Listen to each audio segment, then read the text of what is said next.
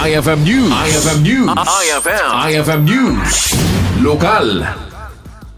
Ti gobyerno munisipal ti Paoay ket nangisayang kat itipan na kaibonong iti cash gifts kadag iti kwalipikado a senior citizen beneficiaries babaen iti Republic Act number 11982 wenno deje pagaammo pay kas expanded Centenarian Act idi napalabas nga aldaw iti ili ti Paoay.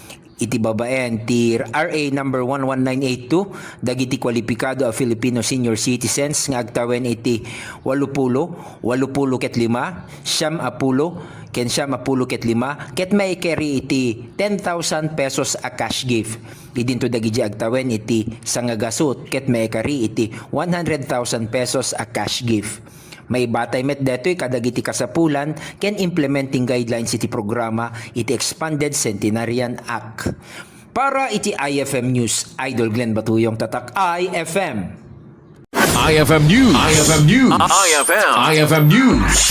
Lokal.